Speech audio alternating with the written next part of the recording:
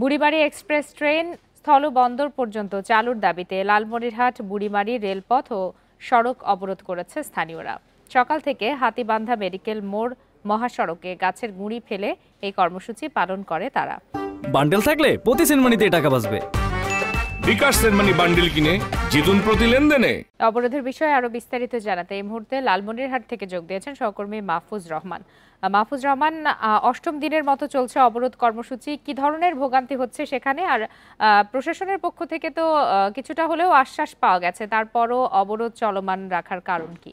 ধন্যবাদ আপনাকে। যেমনটা বলছিলাম যে লালমনিরহাটের হাতীবান্ধায় আজকে কিন্তু Burimari express Burimari railway station থেকে চালুর দাবিতে কিন্তু এখানে অবরোধ করছে স্থানীয়রা। আমরা সকাল থেকে এখানে আপনাদেরকে জানাচ্ছিলাম যে লালমনিরহাট বুড়িমারি যে মহাসড়ক আছে সেই মহাসড়কে অবরোধ চলছে। সেই অবরোধের ধারাবাহিকতায় আজকে আমরা দেখেছি যে দুপুরে উপজেলা নির্বাহী কর্মকর্তা শামীম মিয়া তিনি কিন্তু আজকে এখানে এসেছিলেন, এসে কিন্তু স্থানীয়দের সাথে কথা বলেছেন এবং তাদেরকে বোঝানোর চেষ্টা করেছেন যে আসলে এই অবরোধ তিনি অনশন বন্ধ করার জন্য তিনি বলেছেন, কিন্তু আসলে সেটি তিনি পারেননি। তারপরে স্থানীয়রা তার কথা মেনে নেয়নি। তারা বলছে যে যতক্ষণ পর্যন্ত এই বুড়িমারি এক্সপ্রেস চালু করা না হবে ততক্ষণ পর্যন্ত কিন্তু এখানে তারা অবরোধ করবেন। সর্বশেষ কিন্তু তিনি তোপের মুখে পড়ে কিন্তু তিনি শেষ পর্যন্ত তোপের মুখে পড়েও তিনি অনশন যে অবরোধ সে অবরোধ কিন্তু তিনি ভাঙাতে পারেননি।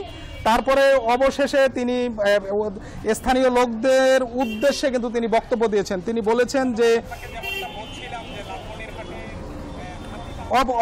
অবরোধ তিনি কিন্তু অনশন ভাঙতে পারেনি। সবশেষে তিনি কি করলেন, এসে কিন্তু স্থানীয়দের সাথে কথা বলে তারপরে তিনি বললেন যে এটি স্থানীয়দের দাবি, পাশাপাশি এটি প্রশাসন সার্বিক সহযোগিতা করবে এবং প্রশাসনের সার্বিক সহযোগিতায় কিন্তু এই বুড়িমারি এক্সপ্রেস চালুর ব্যাপারে কিন্তু প্রশাসনও তাদেরকে সাপোর্ট দিবে। আমরা উপজেলা প্রশাসনের সাথে কথা বলে যেমনটি জেনেছি যে কিছুক্ষণ পরেই লালমনিরহাট জেলা প্রশাসক HM রকিব হায়দার তিনি কিন্তু এই ঘটনাস্থলে আসার কথা রয়েছে।